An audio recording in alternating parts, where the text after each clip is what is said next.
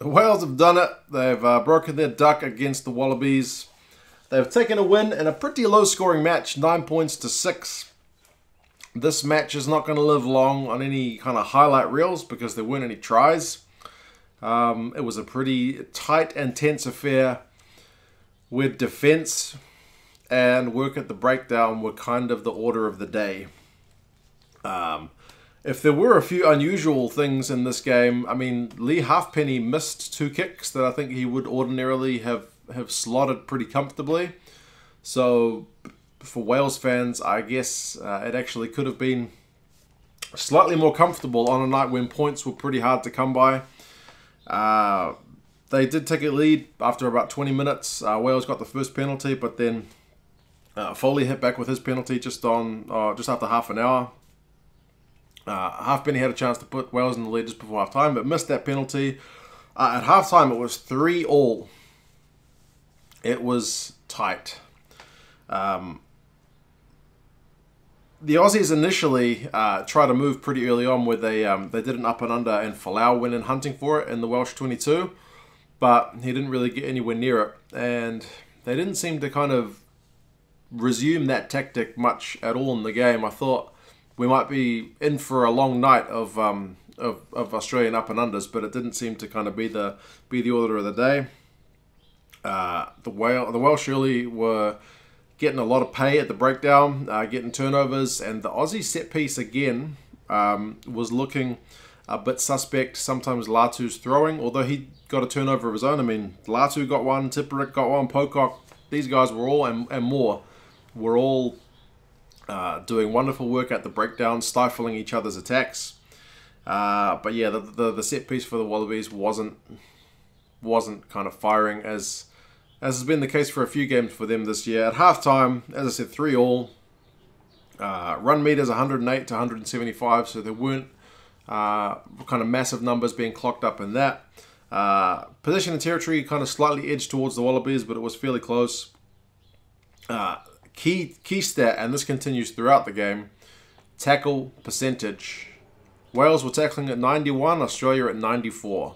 So as I said, it was just 2 defences locking each other out the game and turning each other over, waiting for errors, that kind of thing.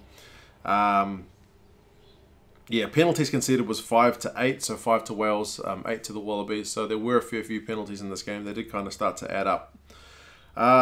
Second half, Halfpenny kicks his second penalty, makes it 6-3, and that's into the 60th something minute, 67th.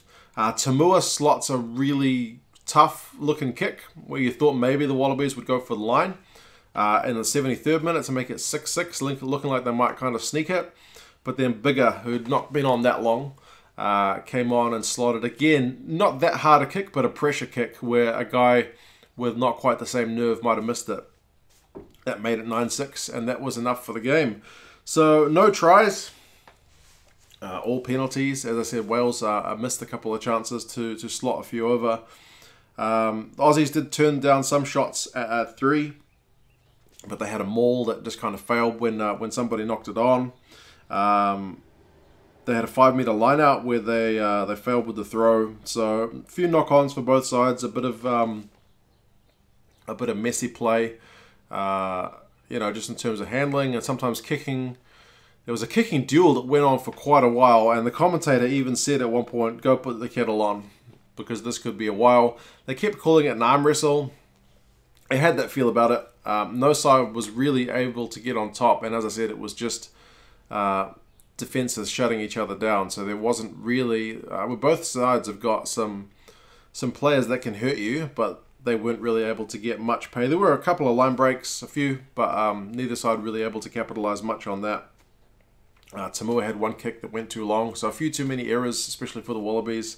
There was one moment which I guess had a little bit of controversy where Karevi was going in for a charge down on Halfpenny, and he jumped really high up to try and block it and ended up kind of just landing on top of Halfpenny. New Zealand ref, it was kind of just like, well, it's his momentum carrying him through. But you feel like there are other refs who sometimes say, that's your momentum carrying you through, but it's your responsibility as the guy to not hurt that guy. So it didn't matter in the end. Wales still got the result, but if they'd lost, I'd imagine it's one that we might have looked back on a bit more, with a bit more scrutiny, because, yeah, it wasn't a good look. And as I said, sometimes we see it with high tackles or like guys who are jumping for the ball.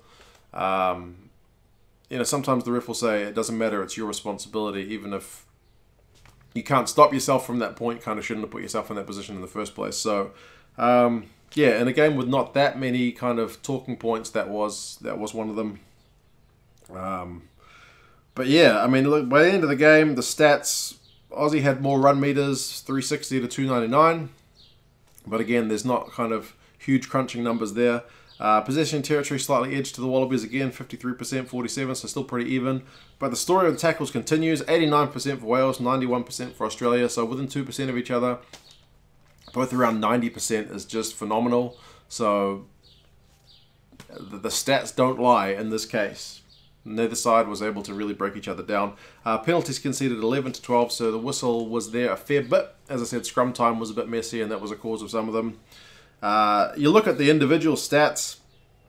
Tipuric and Moriarty, 16 tackles apiece. Lydia had 13. Pocock had 14. Hooper had 16. So it was largely the stories of these teams with two very, very classy kind of back rows just going to business while everyone else was kind of just running around, because these guys were the only ones able to really exert themselves onto the game. Everyone else was trying to do their thing, but not able to make that same kind of impact. Interestingly, Australia did have kind of one last throw of the dice. They had the ball right on full time, and it was another one of those situations where if you're a Welsh fan, you're thinking, oh, geez, are they going to do this again? Not this time. Wales got a penalty and were able to shut out the game. So it's been a long while between drinks for Wales to get a win over the Wallabies.